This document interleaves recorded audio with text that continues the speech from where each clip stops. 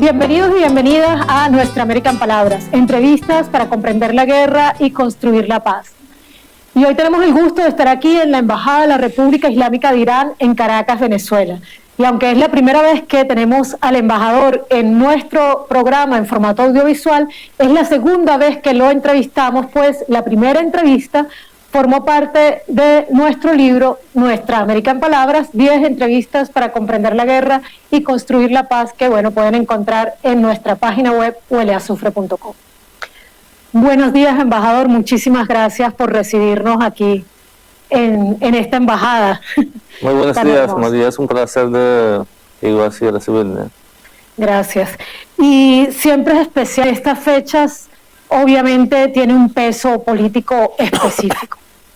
Y es que la situación en el Asia Occidental está sumamente complicada, pero a la vez podríamos decir que corren tiempos dolorosos y a la vez interesantes. El genocidio que está ejecutando Israel en Palestina, sabemos que es parte de un proceso genocida que tiene más de 7 décadas, pero a partir del 7 de octubre del año pasado ha cobrado unos niveles inusitados que nos cuestionan como humanidad. Hemos llegado a ver cerca de 14.000 niños y niñas asesinados. Hemos visto un genocidio que además tiene como objetivo principal mujeres y niños. Y que, según unas cifras terribles que estuve leyendo en estos días, cerca de 10.000 niños y niñas han perdido al menos una extremidad. Más allá del dolor que esto significa para el pueblo palestino, ¿qué significa lo que está sucediendo en Palestina para el resto de Asia Occidental y particularmente qué significa para la República Islámica de Irán, que además es también un país islámico como la mayoría del pueblo de Asia Occidental? Bueno, mire, ¿qué significa los acontecimientos en Asia Central para el mundo, para el resto de los países? Porque podemos decir, María, que esa, matanza, genocidio, limpieza étnica que hoy en día los israelíes están cometiendo en Palestina, mañana puede ser en cualquier otro país. Por una razón sencilla, ¿sí? Porque tal vez algunos preguntan que, bueno, ¿qué tiene que ver, los israelíes, por ejemplo, con África o con América Latina o con Europa? Pero para responder y para analizar bien, tú debes, conocer bien el sionismo, el pensamiento del sionista. ¿Sí? La pregunta es que, si acaso en Palestina, en Asia Central, en Medio Oriente, el nombre que se puede decir a esa parte del mundo, siempre ha existido la guerra. ¿Acaso los representantes, los practicantes de las religiones en esa parte del territorio, el planeta Tierra, siempre han estado en conflicto, en matanza? La respuesta es no. Al revés, Palestina siempre ha sido el encuentro, el centro de, reconciliación entre las religiones. Allá en Palestina no hay ninguna guerra entre las religiones, incluso étnicas, ni entre los árabes con persas, ni árabes con, europeos, no nada de eso. En el Medio Oriente, el conflicto, el desastre se inició con la presencia de los sionistas. Ojo, aquí tenemos que aclarar y diferenciar entre los sionistas con los judíos. Correcto. Porque mire, los judíos, igual que los musulmanes, igual que los cristianos, igual que otros practicantes de otras religiones, merecen todo el respeto y deben tener toda, libertad en hacer sus prácticas religiosas, cumplir con la creencia ideológica que tienen. Pero el sionismo no es una religión, María. El sionismo es un pensamiento racista que cree a la limpieza étnica. El sionismo dice, igual que Hitler en su momento en la Segunda Guerra Mundial, decía y creía que la raza superior del mundo es la raza ario. Lo que él quería, bueno, digo así, limpiar la raza y dejar la raza ario como la raza, digo así, superior de todo el mundo, y eso causó el inicio de la Segunda Guerra Mundial y dejó más de 50 millones de muertos. El pensamiento del sionismo es igual que los nazis. Netanyahu de hoy es igual que Hitler de la Segunda Guerra Mundial, con el mismo pensamiento racista. En ese sentido, lo que se puede decir, los judíos incluso han sido secuestrados por el pensamiento racista sionista. Los sionistas están escondiéndose detrás del judaísmo, están aprovechando, están de alguna manera utilizando el judaísmo para sacrificar, para justificar los crímenes que los sionistas están, digo así, cometiendo en Medio Oriente, en Asia Central. Mientras que ese pensamiento existe, la amenaza del sionismo será una amenaza mundial, porque vuelvo otra vez a la doctrina del sionismo, porque es muy importante que el mundo entero sepa con qué pensamiento nos encontramos hoy en día en el planeta Tierra. El sionismo, María, tiene una visión mundial y tiene una misión por parte de Dios, lo que ellos dicen, ¿sí? Dicen que Dios los ha selecto como una raza superior, que Dios les ha dado el derecho para dominar el mundo. Ese dominio se inició del territorio palestino. En segunda fase, según la doctrina de ellos, los sionistas deberían ir y formar, digo, Israel grande. ¿Qué significa Israel grande como segunda fase de expansión y dominio del sionismo, digo así, en el, trayectoria internacional mundial estoy hablando así? Israel grande, por la doctrina de los sionistas, significa que ellos deberían ocupar un parte grande de Egipto, todo el territorio de Jordania, todo el territorio de Siria, todo el Líbano, todo de Palestina, casi la mitad de Irak y la mitad de Arabia Saudita, para que se forme Israel grande y en base del Israel grande ir hacia la tercera fase de doctrina de ellos, que es dominar al mundo. Entonces, cuando yo en principio le dije que la amenaza del sionismo es una amenaza internacional, viene en base de esa doctrina. O sea, en principio porque además es colonialista, de expropiar los territorios en el que se han clavado y en los alrededores. Así. Mire, posteriormente yo le voy a enviar una foto que claramente hablan los sionistas, digo, de ese Israel grande. Todo el mundo sabe que en los uniformes de los militares de todo el mundo hay unos etiquetas aquí en el brazo donde que dice el nombre del soldado, o no sé, tiene la bandera de tal país, donde que representa que ese militar a qué país, a qué fuerzas armadas pertenece. Y en muchos uniformes también hay algún símbolo del país, digo así, que viene de esas fuerzas armadas. Es muy interesante que el mundo lo vea y lo analice muy bien. En la etiqueta, lo que hacen en el uniforme de los, digo así, militares, los israelíes, es una mapa que se llama Israel Grande. En ese mapa, claramente, tú ves esos territorios que deben ser usurpados por los israelíes. Quiere decir que en esa etiqueta en el brazo de ellos dice que a esos países tenemos que ir con fuerza, dominar, conquistar, usurpar. O sea que esas ansias expansionistas que hemos visto, sobre todo en los últimos tiempos, porque es evidente que Israel ha tratado de expandir ese conflicto en todo el Medio Oriente.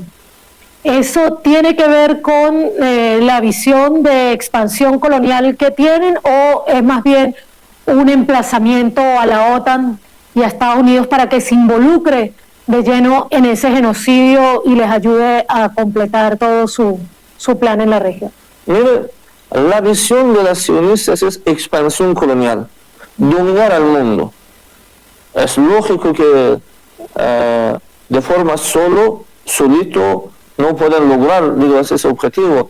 Y los sionistas seguramente necesitan, digo, involucrar OTAN y Estados Unidos en ese plan, digo así, maestro que tienen para dominar al mundo. Lo que ahora están tratando de involucrar Estados Unidos en el Medio Oriente a un conflicto directo con Irán, ¿sí? Los sionistas van a aprovechar de cualquier instrumento que sea necesario, incluso si sea necesaria iniciar la Tercera Guerra Mundial, lo van a hacer, lo van a utilizar para cumplir con esa visión ideológica y digo así, racista que tienen. En ese sentido, María, el pensamiento sionista se considera como un tumor cancerígeno que hoy ha contaminado a Palestina, hoy ha contaminado a Medio Oriente por matanzas, genocidios, limpieza étnica, bombardeo a las escuelas, hospitales, a todos esos crímenes que ha cometido allá, ha contagiado de esa forma. Pero ese tumor cancerígeno no va, digo, a separarse en Medio Oriente, en Asia Central. La naturaleza de un tumor cancerígeno es así, que bueno, se va a desarrollar, digo así, su presencia a donde que puede. Y ese a donde puede significa que las siguientes víctimas puede ser en África, en Europa, en América Latina, porque el pensamiento del sionismo obliga a los sionistas, digo así, cumplir con la misión de dominar al mundo. Y fíjese que hace poco alguien dijo públicamente, nada más y nada menos que el presidente de los Estados Unidos, Joe Biden, que no hace falta ser judío para ser sionista, porque él se asume sionista sin ser judío. Así es. Así que creo que él dejó bien claro esto que usted también nos ha estado tratando de aclarar el día de hoy. Pero hace poco lo acompañamos usted como parte del pueblo venezolano en una marcha que se hizo por Palestina, a raíz de que se están cumpliendo en estos días pues el primer año de esa terrible etapa del genocidio israelí contra Palestina, el genocidio sionista contra Palestina. Y allí usted manifestaba algo que la opinión pública misma lo manifiesta, lo grita, y mucha gente se pregunta ¿por qué tan triste papel de la comunidad internacional y específicamente de ese gran organismo de integración mundial que es la Organización de las Naciones Unidas? Sí. Mire, en primer lugar, lamentablemente en el escenario internacional existe un doble rasero, doble estándar sobre diferentes temas. Algunas palabras, algunos conceptos como democracia, libertad digo así, de expresión, derechos humanos, derechos mujeres, acceso a la vida, son palabras muy, digo así, valoroso, tiene mucho sentido, mucho peso, sueña bien y tiene que, digo así, apoyarse. De otra parte, por ejemplo, el terrorismo tiene una definición, ¿sí?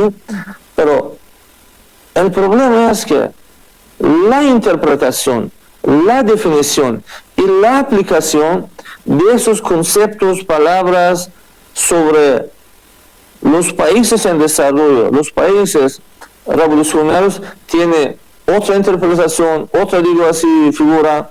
Lo que se trata a los occidentales, al imperio, a los israelíes, tiene otra cosa. Por ejemplo, como usted mencionó, en todo el mundo dicen que el genocidio debe condenarse, está condenado internacionalmente por varios convenios internacionales. Crímenes de lesa de la humanidad está condenado. Crímenes de guerra está condenado. ¿Sí? Pero tú ves que Israel abiertamente, claramente y ante los ojos de millones de personas y docenas de las organizaciones internacionales, sobre todo responsables para derechos de niños y mujeres, ha asesinado a 42.000 inocentes en Palestina. Yo pregunto, entre ellos 18.000 niños, más de 15.000 mujeres y el resto son civiles inocentes. Yo pregunto, María, ¿acaso asesinar 42.000 personas con sangre fría no es crimen de guerra? Entonces, Netanyahu, Israel, no debería ser condenado como criminal de guerra. ¿Acaso el Corte Penal Internacional no debería emitir el orden de captura de Netanyahu? Entonces, ¿dónde está?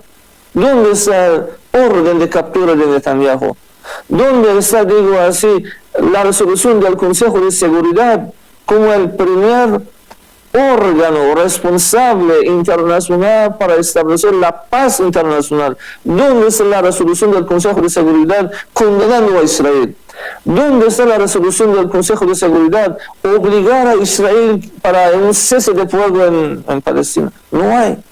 Porque mire, en el concepto occidental, por punto de vista de los occidentales, lo que está ocurriendo en Palestina, ¿por qué son palestinos? ¿Por qué no son europeos con ojo, no sé, azul, con pelo rubio? Entonces no son seres humanos. No tienen ningún derecho.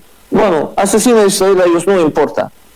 Pero sí, dentro de cualquier accidente, muere un norteamericano, un europeo, un israelí, todo el mundo del occidente viene reclamando y proclamando que ocurre un atentado terrorista.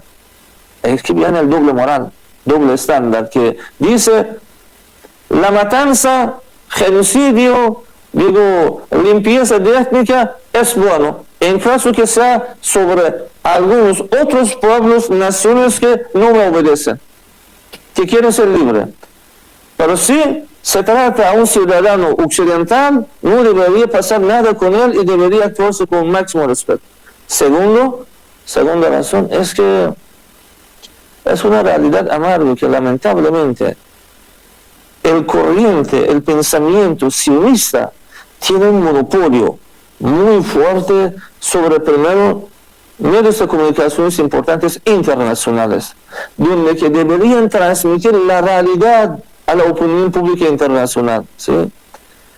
Tienen dominio sobre las redes sociales. Ahora en Instagram, tú quieres cargar un video del asesinato de los niños palestinos, no te autoriza cargar. Si tú quieres, digo así, en WhatsApp o incluso en Twitter de antes y ahora red de X, tú quieres cargar algunas, digo así, críticas o algunos videos, no te autorizan. Porque, bueno, obedecen al cúpulo sionismo que entonces los obliga de tapar la realidad y, digo así, no presentar los crímenes que se ocurren en Palestina al mundo. Y también los sionistas dominan y controlan bien los centros financieros internacionales, dominan los bancos importantes, dominan, instituciones financieras importantes del mundo, y a través de ese dominio que tienen, presionan sobre los gobiernos. Tal forma que tú ves, incluso algunos países en el occidente, por ejemplo Estados Unidos, se considera y se siente que es como un esclavo en mano del monopolio de sionistas. Y tú ves las consecuencias que cuando en el Consejo de Seguridad quieren, aprobar una resolución de condena de Israel, tú ves que el mundo se encuentra con el derecho injusto de veto de Estados Unidos.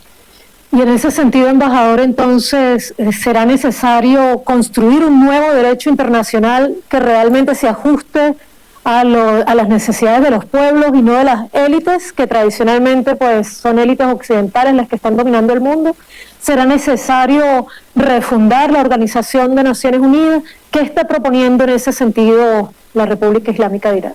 Mire, no solo Irán, María, que ahora hay muchos gritos internacionales, muchos reclamos internacionales por diferentes países, diferentes pueblos que dicen que ese Consejo de Seguridad, esas Naciones Unidas y las organizaciones internacionales relacionadas con la ONU, con el carácter actual que han presentado al mundo, no sirven.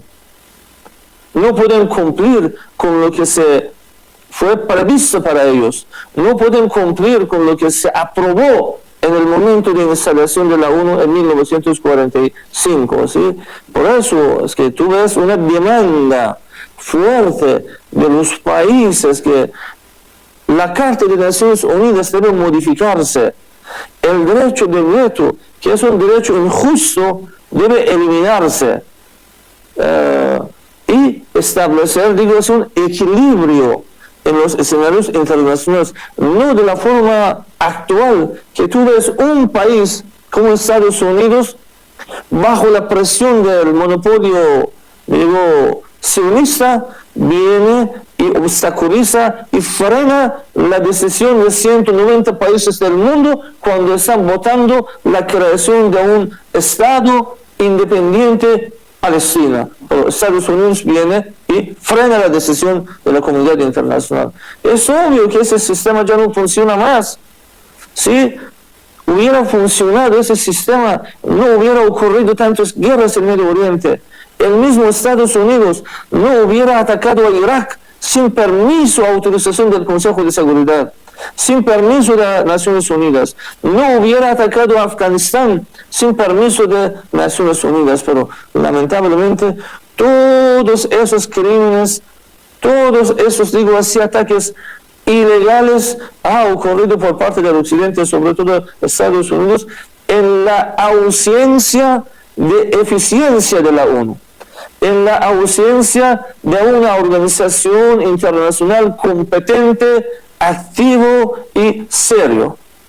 Sin embargo, Irán, bueno, sabemos que la revolución islámica llega al poder mucho después, en el año 79, mucho después de que la ONU había entregado el territorio, un pedazo de ese territorio palestino, a ese grupo de sionistas que se propuso la creación del Estado de Israel. Y la revolución islámica tiene una propuesta diferente a la que ha planteado la Organización de las Naciones Unidas, que es la creación de dos estados. ¿Podría usted explicarnos en qué consiste esa propuesta de Irán con respecto a cuál debe ser el futuro del territorio palestino? Sí. Mire, el territorio palestino vivían los palestinos. Cuando decimos los palestinos, me refiero a los judíos, a los musulmanes, a los cristianos, que eran y son y serán los verdaderos dueños de Palestina, ¿sí? Cuando tú vas a alquilar un apartamento, María, tú vas a negociar con el dueño del apartamento. No te vas a, digo, negociar con lo que antes que te ha alquilado el apartamento, está en punto de salir, él no tiene la autorización de contratarte y, digo, alquilarte el apartamento. Es obvio. El derecho civil lo dice. En derechos internacionales también es similar. Cuando que tú estás hablando de un territorio, ¿quién puede decidir sobre el territorio? El pueblo, que es el dueño, digo así, principal y directo del territorio. ¿Quiénes son los palestinos? ¿Qué ocurrió? En 1948 vino la ONU de forma ilegal, ilegítima, entregó un pedacito de ese territorio a los sionistas y declaró que, bueno, desde hoy ese territorio, ese pedacito se llama Israel. Es como tú estás viviendo en tu apartamento, viene el vecino que es, digo así, más fuerte, te quita un cuarto tuyo y dice que, mira, desde hoy ese cuarto pertenece a Alexander. Y Alexander mañana viene, toma el control de otro cuarto, toma el control de la sala de nuestro comedor, la cocina, el baño, y mañana te expulsa del apartamento y queda allá. Según el derecho civil, eso es una, digo así, usurpación del apartamento, ¿correcto? Claro. En el caso de Palestina también ha ocurrido así, que de forma ilegal ha sido entregado un pedacito a los israelíes, pero más allá, los israelíes no quedaron con ese pedacito que posteriormente, a través de varias guerras, conquistaron más, usurparon más del territorio de Palestina. Tal forma que, digo, casi de ese territorio grande de Palestina, ahora unos pedacitos pertenecen o está bajo control de los palestinos. Entonces estamos hablando en el marco legal y derechos internacionales, ese territorio pertenece a los palestinos, entre ellos árabes, musulmanes, cristianos. La propuesta de Irán es en base de eso, que como la división de ese territorio, dividir a dos estados, lo que declaró Naciones Unidas desde el inicio, era ilegal, ilegítima. Entonces nosotros no aceptamos lo que ha presentado Naciones Unidas. Y al revés, nosotros decimos, ¿acaso para el Occidente el derecho de voto no es importante? ¿No apoyan el derecho de voto? ¿Acaso el Occidente no cree a las urnas, a las elecciones? Y vamos, ¿por qué tanto guerras? ¿Por qué tanto, digo así, genocidio en Palestina que los israelíes están haciendo para expulsar a los palestinos? Vamos a las urnas. Vamos a un referéndum, digo así, popular en Palestina, donde que los verdaderos dueños de ese territorio, voy a reiterar otra vez, los árabes, los musulmanes, los cristianos, los judíos, los que vivían en ese territorio, vengan a las urnas. Y vamos a ver que los verdaderos dueños, ¿qué quieren? Lo que ellos quieren, el mundo lo respeta. El Occidente lo acepta. Pero es muy raro, María, para nosotros es una gran pregunta, ¿sí? Que el Occidente de un parte presiona, a veces sanciona a los países con la acusación que no hay elecciones en tal país, o que las elecciones no fueron realizadas de la manera, como ellos dicen, transparente, legal, participativo. Pero ellos mismos no creen y no autorizan a una elección participativa de los palestinos para terminar guerra y matanza en Palestina. No entendemos por qué el Occidente no crea la democracia. Y más allá de esa propuesta, en los últimos días, ante la inacción de las Naciones Unidas, así lo ha manifestado el líder de Irán, Irán ha lanzado una operación misilística contra la entidad sionista. Una operación inédita que ha puesto en evidencia la vulnerabilidad de Israel, además un gran fabricante y vendedor de armas en el mundo, que ha perdido ahora parte de esa imagen de ser intocable. Y esa operación causó tanto daño que, a pesar de toda la cobertura que se trató de hacer mediática para hacer creer al mundo que la cúpula de hierro funcionó, que no tuvo ningún efecto, que todavía no se ha generado ninguna respuesta de Israel contra Irán. Solamente ha continuado ejerciendo su brutalidad contra Palestina y contra Líbano. También, por supuesto, Yemen, Siria continúan siendo víctimas del sionismo, pero no se ha atrevido a responder Irán. Y son horas de mucha tensión en la región. ¿Cómo está viviendo estas horas el pueblo de Irán? ¿Qué espera el pueblo de Irán? ¿Realmente están temerosos de una respuesta de Israel? ¿Esperan una respuesta de la OTAN? ¿Creen que nadie se va a atrever a atacar a Irán en estos días? Mire, Irán es una nación con 6.000 años de civilización y cultura. La historia del imperio persa todo el mundo lo conoce.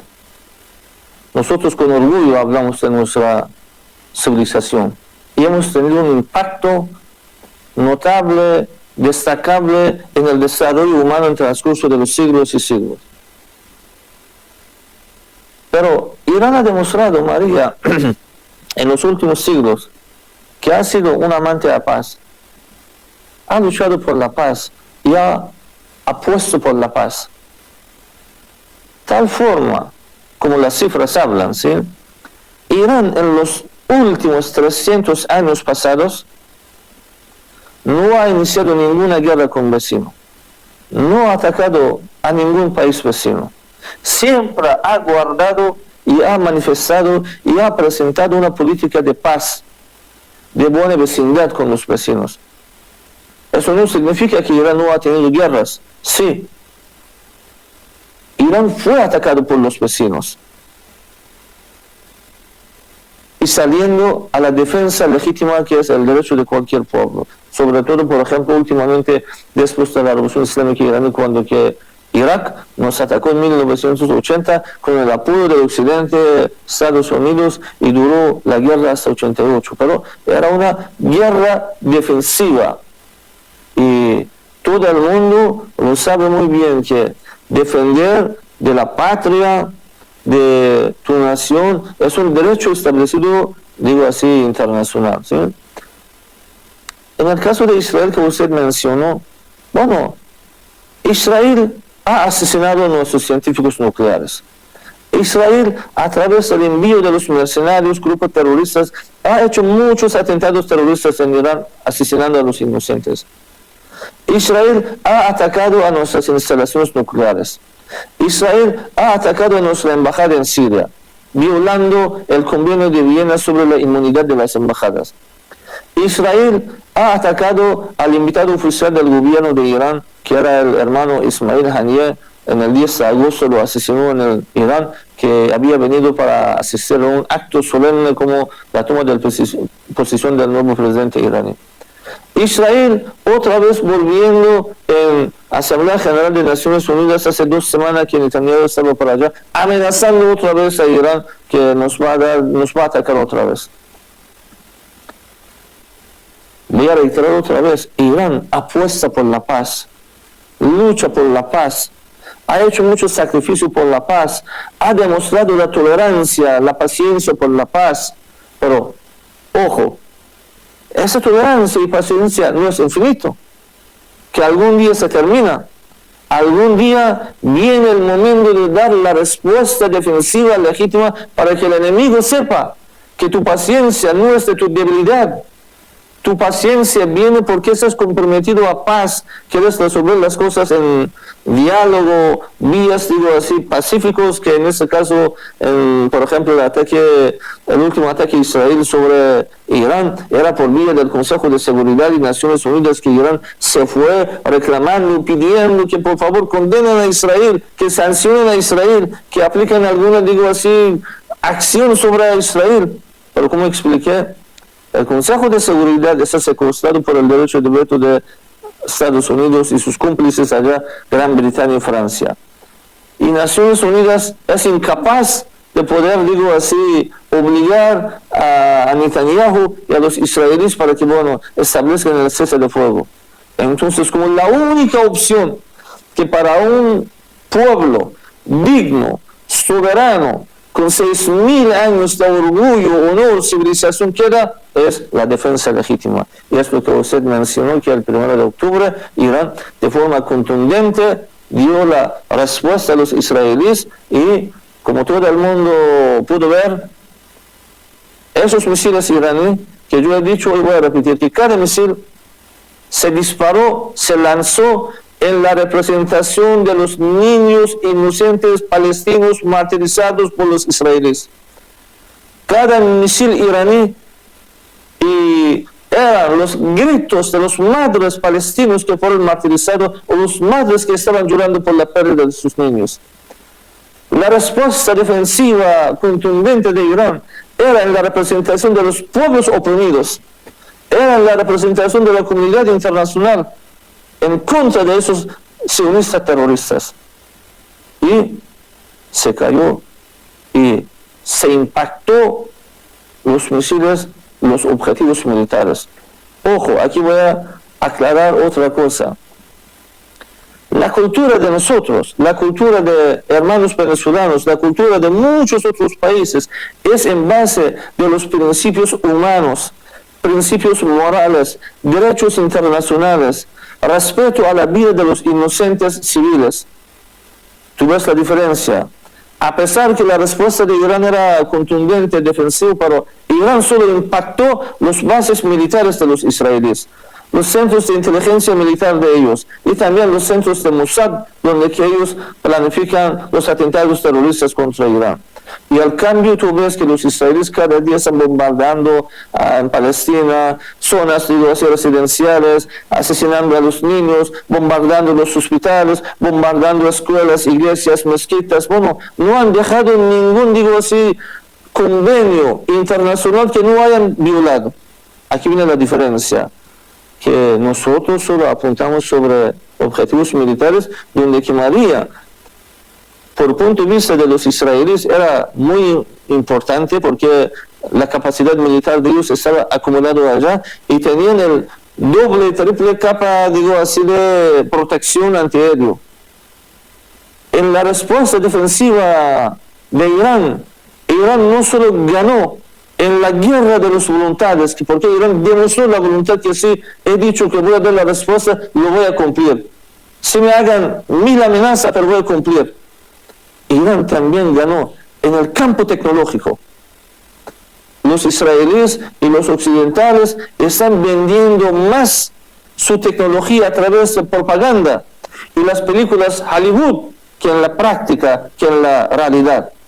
Yo digo, ese cúpula de hierro, si no sirve para los israelíes, ¿cómo va a servir para proteger a otros países que están comprando y negociando?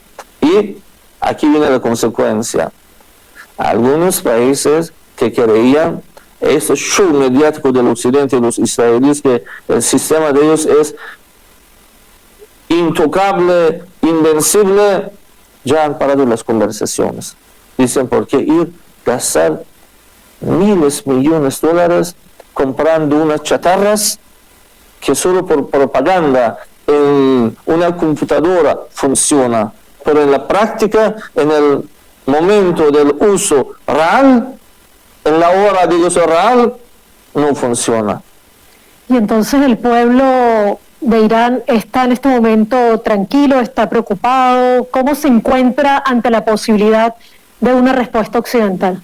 Mire, en este caso me gustaría que algunos periodistas puedan ir a Irán o a través de algunas videoconferencias tener un acceso directo a lo que está pasando hoy en día en las calles de Irán, en los parques de Irán. Nosotros tenemos el privilegio de tenerlo. Hemos ido 4 veces ya a Irán y hemos recibido mensajes de gente común con la que hemos hecho amistad y nos ha asombrado la convicción que nos manifiestan en sus respuestas.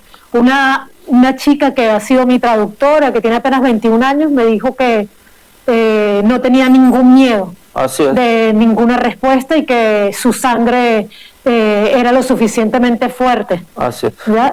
Por eso quería saber si usted cree que esa es la sensación común que tiene el pueblo de Irán, que ha sido asombroso. Sin alguna duda. Mire, los iraníes son muy nacionalistas. Los iraníes son orgullosos por su país, por su patria, por su civilización, por su cultura. Irán es un país democrático. Tiene partidos de la oposición del gobierno, partidos a favor del gobierno, pero cuando se trata a la seguridad nacional, a la patria, todos olvidan de qué partido son. Todos hablan de Irán, de la patria. Por eso, como usted correctamente menciona, hay una sensación nacional fuerte en apoyo al gobierno, al Estado, a las Fuerzas Armadas de Irán, en lo que hizo, en lo que va a hacer, y ahora todo el mundo en Irán, con plena, máxima confianza que tienen a la capacidad de las Fuerzas Armadas de Irán. Y digo, a la tecnología iraní, están haciendo su vida cotidiana de alguna manera. Están, viviendo de forma normal y no tienen miedo de nada. Y si tú vas a Irán y si puedes entrar por redes sociales de Irán y ver que los iraníes comienzan interactuando, hay muchos chistes ahora. Muchos chistes, también son muy chistosos, ¿sí?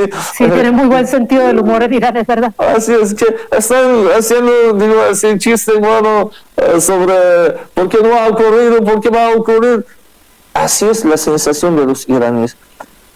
Unión fuerte adentro, confianza a Fuerzas Armadas y,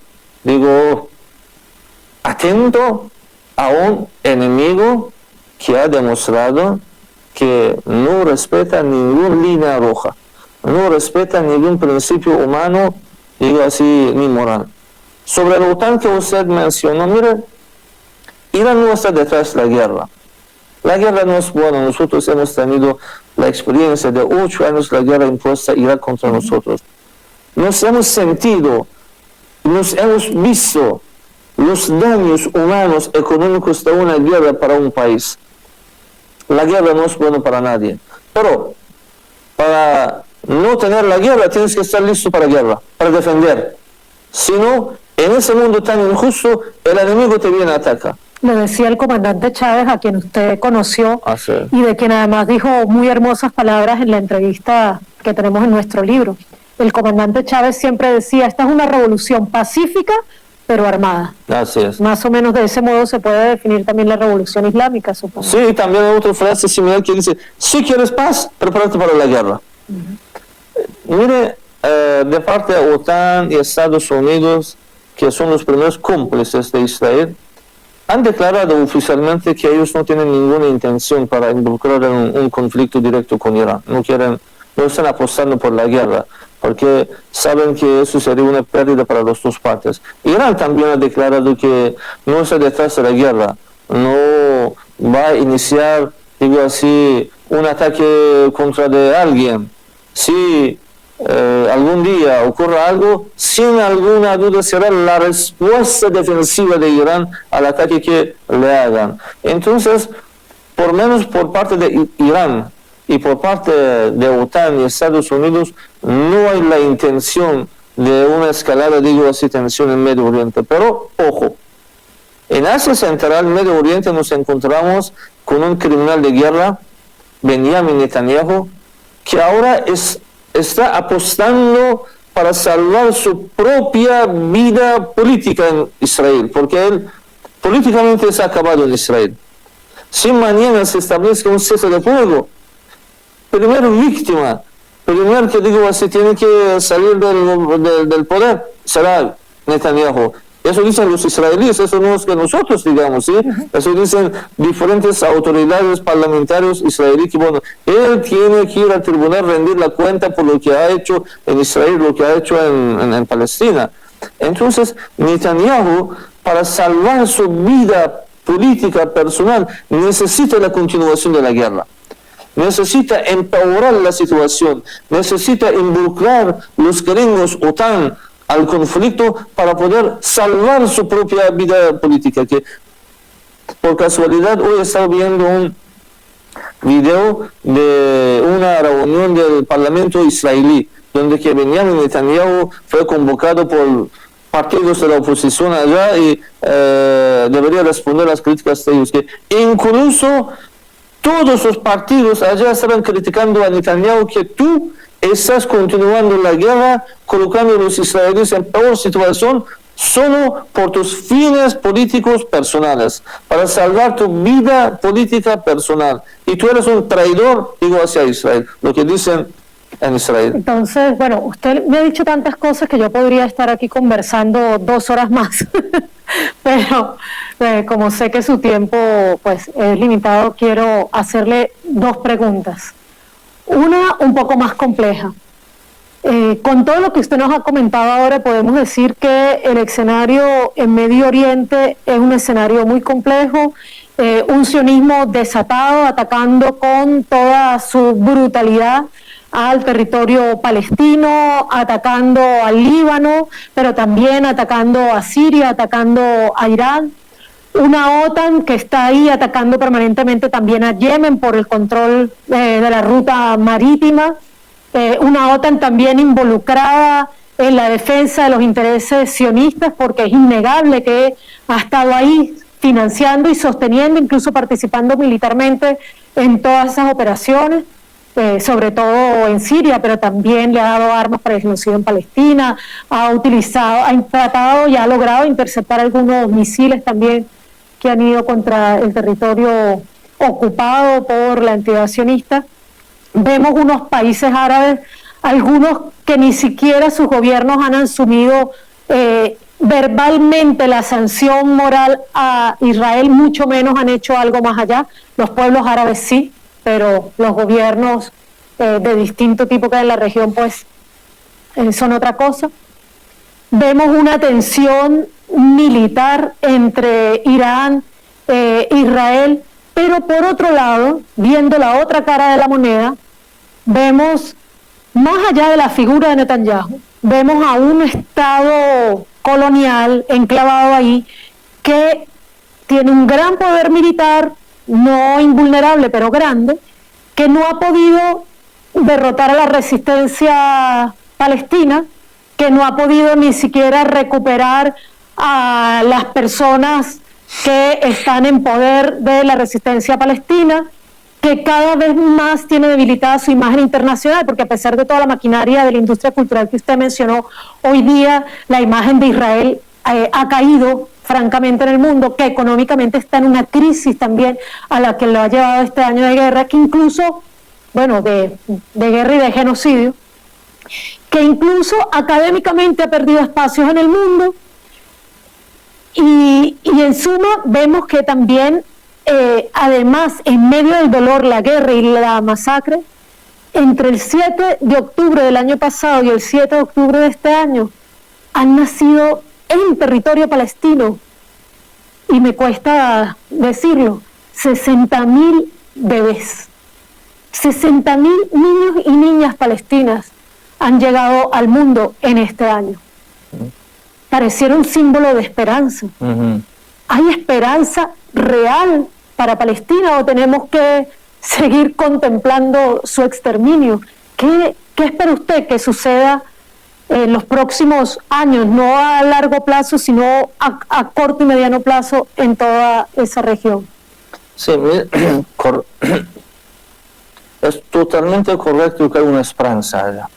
Esa esperanza siempre ha sido con los palestinos, los que están adentro, con ese sentido que algún día ellos tendrán su propio, casa, su propio país.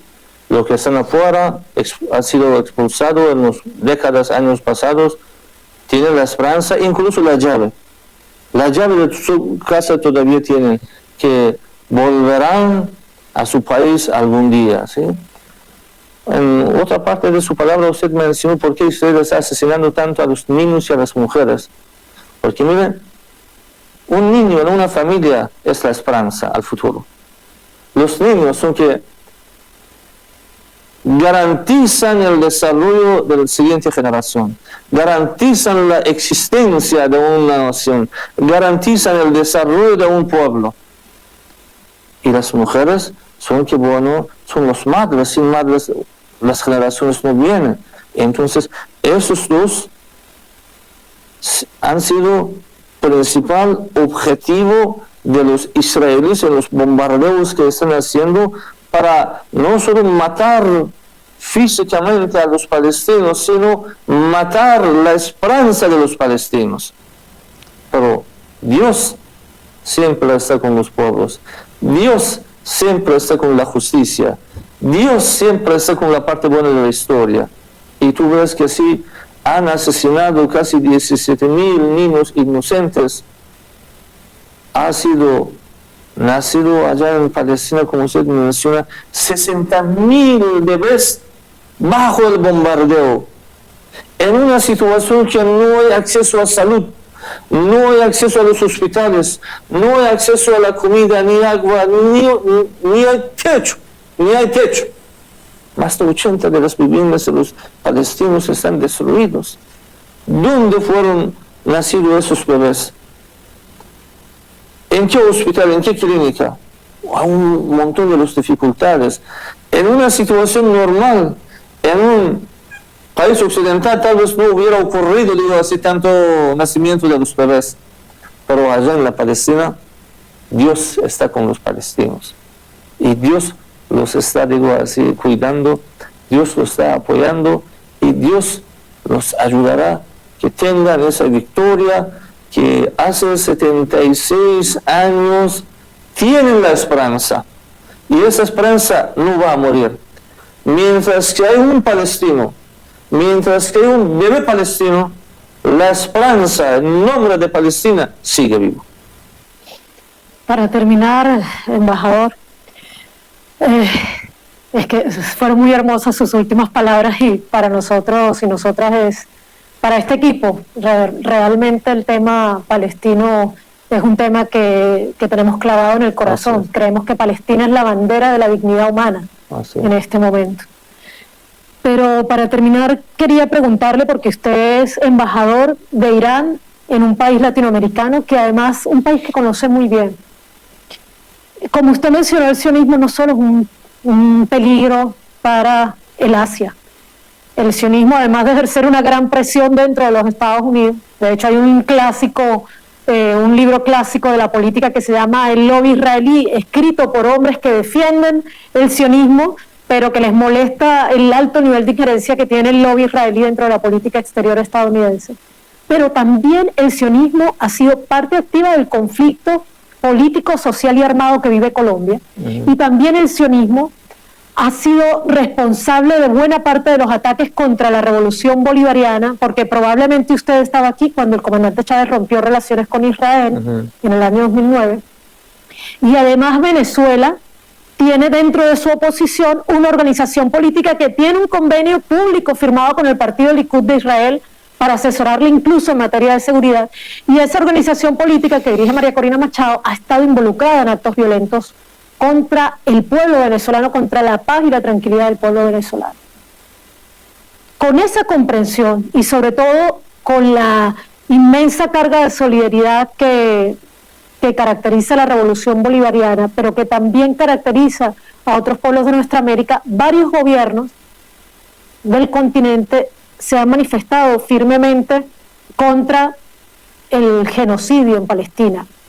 Algunos ya tenían las relaciones rotas, como Cuba y Venezuela, otros la volvieron a romper, como Bolivia, otros la han roto recientemente, como Colombia, y también hay otros, como el de Argentina, que se han manifestado como esta opositora venezolana firmes defensores de Israel. Pero ¿cómo evalúa usted en general el apoyo que ha recibido Palestina, el que usted ha podido percibir como embajador aquí en Venezuela, de los pueblos de América Latina? Mire, los pueblos de América Latina, en primer lugar, eran la víctima del colonialismo español. Cuando que en el siglo XV llegaron aquí y mataron, a los indígenas. Posteriormente, las guerras de independencia en América Latina, y llegando al siglo XX, en la década 60, 70, 80, en muchos países de América Latina estaban en el gobierno, gobiernos aliados del imperio, donde que con una alianza, vínculo entre esos gobiernos, con CIA de Estados Unidos y Mossad de Israel, fueron desaparecidos muchos revolucionarios, fueron torturados muchos revolucionarios, asesinados muchos. Aquí en América Latina, ¿quién puede olvidar el Plan Cóndor, donde que asesinaron miles? Y continúan haciéndolo. Continúan haciendo, sí. Quiero decir que los pueblos de América Latina, como han sido las víctimas de ese tipo de conspiraciones, actos violentos, ahora entienden perfectamente lo que está pasando a los palestinos. Y tú ves tanto solidaridad de América Latina con causa palestina. Aquí en Venezuela, yo en otra entrevista le dije, es un territorio que tiene como la figura internacional el Libertador, un gran luchador, gran guerrero, que la independencia de varios países en América Latina es, el sacrificio a la lucha que él hizo. ¿Acaso la sangre del Libertador y otros guerreros, otros revolucionarios, no está corriendo en las, en las cenas de los venezolanos? ¿Acaso esos venezolanos dignos no son los herederos de los anteriores, guerreros, héroes venezolanos? Por supuesto que son. Entonces, de una nación tan valiente, tan digno, tan humano, con un antecedente tan brillante histórico, lo que se espera Es esa solidaridad enorme lo que se ve hoy en día por parte del gobierno hermano bolivariano Nicolás Maduro de Venezuela, por parte del hermano, digo así, pueblo de Venezuela, con la causa palestina. La causa palestina, María, no es una causa de los musulmanes, no es una causa árabe, es una causa de humanidad, porque allá los palestinos están luchando por la justicia, están luchando por su independencia, el derecho de autodeterminación. Es una lucha que ustedes han hecho en los siglos pasados, es una lucha que nosotros hemos hecho, digo así, durante la década 70 para, digo así, de alguna manera salirnos del gobierno, régimen de Shah, que era un aliado de Estados Unidos. Entonces ahora toca a los palestinos. Y nosotros, ustedes y muchos otros pueblos del mundo están apoyando. Aquí usted mencionó sobre la presencia de los israelíes en América Latina. Yo tengo el orgullo de estar en Venezuela desde el 2001. El mejor país del mundo. Paraíso natural. Por, en primer lugar, un pueblo tan digno, tan amable, tan cariñoso. Y en segundo lugar, por la belleza natural, que a cualquier parte de Venezuela que tú te vas, te encuentras con un nuevo paraíso. ¿Quién es aquí en Venezuela que no sepa y no recuerda el 11 de abril de 2002? ¿Quién es que no sepa que la mayoría que fueron asesinados tal día al lado, cerca del Palacio Miraflores, fueron asesinados con francotiradores? ¿Y quién contrató a esos mercenarios francotiradores? Un israelí. Bueno, ya tengo 50 y pico años, sí, pero los que son jóvenes pueden ir, buscar, investigar por internet y van a ver las fotos. Van a ver, digo así, el nombre de ese sionista israelí que en aquel momento contrató a los mercenarios.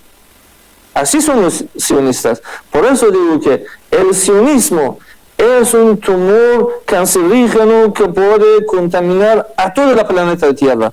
En caso que no se detiene allá en Palestina, en caso que el mundo, la comunidad internacional, no actúa de manera sólida, unido y digo así serio contra el sionismo. Y eso es que nos toca a nosotros, a ustedes, lo que estamos haciendo, y ojalá que algún día, cuando estemos en una entrevista hablando de paz, hablando de armonía, hablando de amistad, hablando de esas cosas que solo se puede alcanzar esos objetivos cuando que se establezca la justicia, cuando que el derecho que pertenece a los palestinos haya vuelto a los palestinos y todo el mundo pueda vivir en paz en Palestina, y que como el pensamiento racista del nazi se acabó, se eliminó, que el pensamiento del sionismo ojalá algún día no exista en el planeta Tierra y ningún sionista, digo así,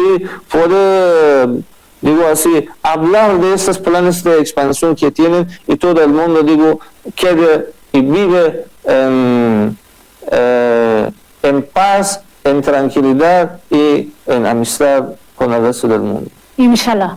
Inshallah. Inshallah. Muchísimas gracias, señor embajador, y ustedes muchísimas gracias por habernos acompañado en esta interesantísima entrevista de Nuestra América en Palabras. Entrevistas para comprender la guerra y construir la paz. Jodá Hafez. Jodá Hafez, Jodá Hafez. Muchas gracias.